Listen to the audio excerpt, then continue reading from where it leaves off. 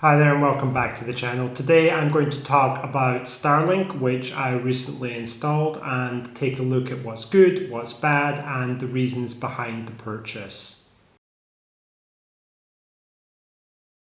So first of all, I just want to start by saying that I am indeed happy with my Starlink installation. It cost me a little bit more than what I had anticipated because of all the ancillary products that have to go with it, and also something to do with the installation process itself, which I will cover a little bit later. But in terms of the speed and performance and the stability, I am a happy camper. I think that it is far superior to the service that I had before, which was the service of Mail. Again, I'll touch on that a little bit later. So I actually got the Starlink Generation 2, which is the motorized dish. It's called the actualized dish by some people. And the reason I got that is because I know that the position of the satellites do tend to change periodically. And my intention is to affix this dish onto a chimney or on top of my roof. As you can see in the pictures, it has been put there. And I don't fancy getting up on the roof at any stage in the future to reorientate a Gen 3 dish. It's just not something that I would like to do. I would much prefer the functionality of the Generation 2 dish that can move itself and point itself towards wherever the satellite happens to be. Even if it is slightly older technology, I would much rather go with that. So I put my Starlink on my roof, on my chimney, where it has a clear and unobstructed view of the sky. Unfortunately, when it first arrived, I wasn't able to get it on the roof very rapidly, and I had to put it in part of the garden, which admittedly wasn't ideal. And during that time, it was partially obstructed by a tree and a small low-level building. One of my neighbour's buildings, his pool house. But it didn't seem to materially affect the performance of the Starlink at all. We were still getting speeds which were routinely well above 100 megabytes a second. So even in an obstructed context, it performed fairly well. I set up the Starlink with the dish obviously on the roof, so it's quite high up with a clear view of the sky, and then the wire was run through the house to the network box where all of the Ethernet cables connect and things like that. To be honest, I'm absolutely no expert on this, but the Starlink router went into that box, as you can see in the pictures. It plugs in there because there's an electricity supply, helpfully, and therefore we can connect it via Ethernet cables to another router, which is a TP-Link router, and then a mesh network, which I had. It was a pre-existing network that I had set up as part of the Mail package. So we were able to fairly seamlessly connect to that, although we did have to buy an adapter. Because it's a Generation 2 Starlink, we had to buy the adapter so that it can convert the Starlink cable to a regular Ethernet port. That cost €28. Wasn't exactly a source of delight, but once it's done, and it functions very, very well. I'm happy with it. We have stable internet, fast internet throughout the entire home, which is not something we can say with Mail. Talking about speeds, which I think most people will be interested in with Starlink, it gets up to like 190 megabytes per second at some times of the day. It is variable. It tends to vary between maybe about 100 and 150 typically, but it can go below 100. It's been down to 70 at one point I've seen, and it's also been well above 150 up in the 190s sometimes. I honestly don't know why this is. It might have something to do with cloud cover. It might have something to do with the position of satellites. I don't know. But you know, it used to be in Portugal that you could get speeds above 300 megabytes per second, but those days are gone. Now I'm told by the guy who installed the Starlink on my roof that the maximum you can get is 220 megabytes per second. And the fact that I'm routinely getting basically 150, 160, it's fine for me. It's no problem at all. Compared to Mayo, this system is radically faster. Mayo satellite service, because Mayo fibre is not available in my area of rural Portugal, was giving me around 20 megabytes per second, and sometimes it could be less than that. So it is a significant improvement. Even on Starlink's worst day, it's around 4 or 5 times faster than Mayo, and on its better days, it can be maybe 9 times faster than the Mayo service was. Now, just a word on speed. I know a lot of people focus very much on the speed of Starlink and how rapid it is or whatever. I haven't found it makes a difference to my life. I have to be honest about it. When I had Mayo and it was 20 megabytes, 25 megabytes a second on a good day, I could do everything that I wanted. I could watch YouTube videos at the same time as my wife, and I could make video calls or whatever. It wasn't a problem. And now that I have Starlink, it's also not a problem. So although the speed has gone up, and I suppose that's a good thing, I can't say it's a tangible benefit for me because it hasn't really had any impact. It's not visible based on what I do. Perhaps I need to do something which is more demanding, like download massive files or have multiple, live streaming or online gaming sessions going on with different devices in order to challenge the system. But that's not my lifestyle. I don't do that. I don't actually think that most people do that. So if you get Starlink and you're coming from something like Mayo Internet, unless it was totally crap, you might not notice such a difference unless you're doing some kind of activities which are, especially demanding. Addressing the cost of the system, it was €250, including delivery and taxes for the equipment itself.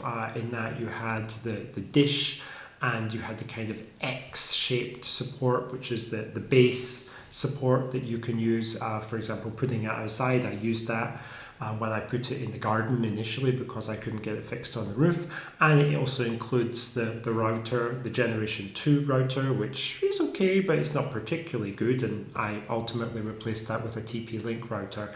And the cable, which is a standard 15-meter cable, which connects to the Starlink dish, which is detachable from the dish, and you need to know that when you come to install it. If you're putting it through a tube or something, it's the end that attaches to the dish that you would pass through the cable, not the end that attaches to the Starlink router, which is significantly bulkier in terms of its connection size, and you would have difficulty passing that through a number of tubes or something like that. So it's the end that connects to the dish that you're concerned with. So I got those 4 items in the box: the dish itself, the support, the wire, and the Starlink router. I think aside from that, there was like an instructions card and a couple of stickers that I didn't use. Setup was incredibly simple. You basically just put the wires into the 2 things, slotted it into position on the support, and then stuck it in the garden and then plugged it in, and it all worked. It was very, very easy to set up using the Starlink app. No problems at all, and I'm not especially technically competent. In addition to the Starlink box itself, because I wanted to put the Starlink on my roof, which I think quite a lot of people, especially if you have a house, would want to, so that it has a clear and unobstructed view of the sky, I had to get a support that went onto the chimney to support the Starlink, and it was specifically designed for Starlink Generation 2 as well, because there's like a square hole where there's a connector between the dish pole and the actual support. So it has to be a special Starlink Gen 2 support, not just something that you would buy for any satellite dish, because obviously they're much cheaper as options.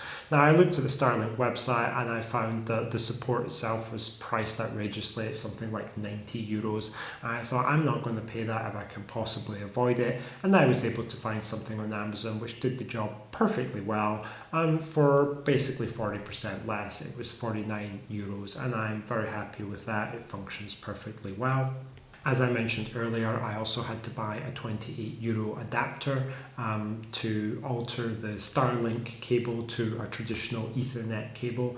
On the Gen 2, this is necessary unless you just want to go with the Starlink router, which I found to be not powerful enough to give coverage to my entire house. I really needed an upgrade, so I wanted to connect it to my TP-Link and then my mesh network. So I needed to spend €28 on this Ethernet adapter for the Gen 2 Starlink. Lastly, installation. Now, installation, I had the idea that I could do it myself. I tried, I failed, I couldn't get the cable through the tube. I had to get some guys to come to do it. Now, when you get into this situation in Portugal, it's never ideal because you're probably going to get stung. And I did get stung a little bit. I paid €80 basically for two guys to spend an hour to install this system. I consider that to be pretty pricey, considering that, I know for a fact that other people pay labour costs in the 11 to 12 euros an hour range for general jobs, and this would just be a general job. There were no complex electronics involved or anything like that, no real specialist knowledge. They didn't even have to set up the router. I had done that myself. It was simply put the bracket on the chimney and feed the wire through the tube, €80. I thought it would be 50, 25 per guy per hour. I was a little bit disappointed, but fortunately there was no new equipment involved this time, so I didn't get as badly stung as I have been in the past, or as badly stung as some of my neighbours got for a similar service. But it's something you have to be wary of in Portugal. If you call for help and you get some guys out to your house and you're a foreigner and you live in a big property and you look like you might not be poor, for sure they're going to try and maximise what they can get, and it's something you have to pay attention to.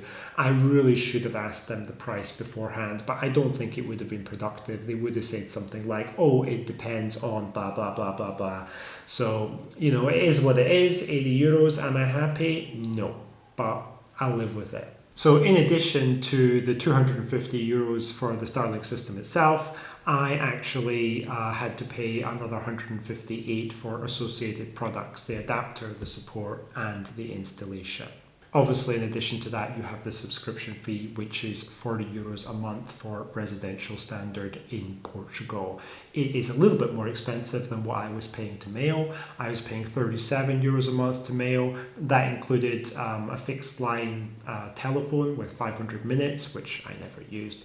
And it included some kind of TV package as well, which again I never used, and the internet. So basically 37 versus 40. Starlink is slightly pricier than Mail was. Talking about the delivery speed, the actual Starlink kit itself arrived very, very fast via DHL. It only took 3 days, so I was really, really happy with that. That was pretty fast delivery time. In terms of the Ethernet adapter, though, that took longer. It was about 6 days on the road, and then the delivery guy dropped it off at a service point, told me that I wasn't home, even though I was, and then I had to go 10 kilometers and pick it up from a neighboring town. Not ideal, but it's not the fault of Starlink. It's more the responsibility of DHL, and indeed that particular lazy DHL driver in my area.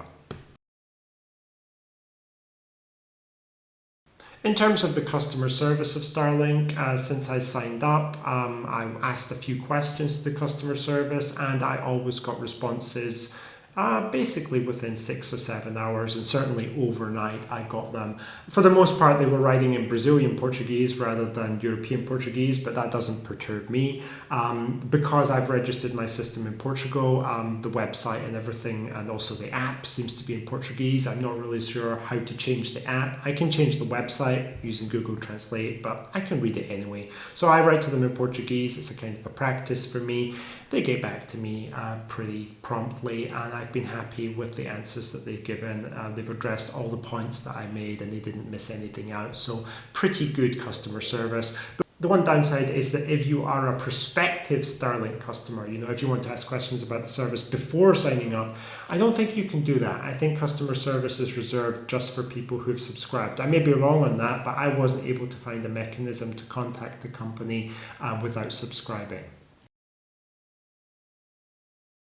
So why did I change to Starlink? Well, previously I had Mail as my satellite internet, TV and telephone package provider. Actually, I still have them. I've cancelled it, but they won't pick it up until sometime in October.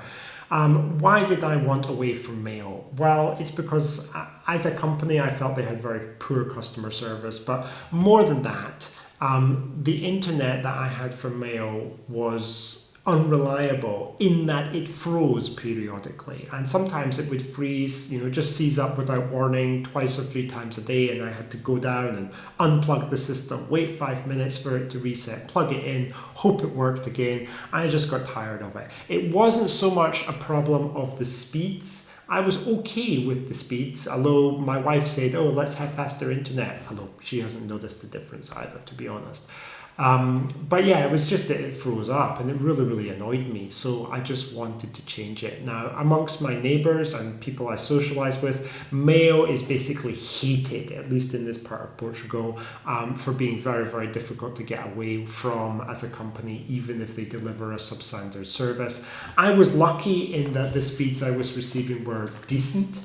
A lot of my neighbours and my friends here have complained that Mail, the speeds are just like 2 megabytes a second, 3 megabytes a second, and they can't get away from them fast enough, and they have a lot of difficulties doing so. So it's something to be aware of. The only alternative in my area, at least, is Nosh. They also offer satellite internet. In general, I would say Nosh have a better reputation than Mail amongst the people I know, but there are also people who've had big problems with Nosh. I certainly don't want to paint that as a perfect solution. Basically, the satellite internet that you can get from Nosh or Mail is going to be significantly slower and may not even be operational in some cases. Compared to Starlink. Starlink is much better, much more stable, and it's reliable throughout the day. You're always getting good speeds, which wasn't the case with Mail, especially for many of the people that I know. They had internet which just didn't work at all.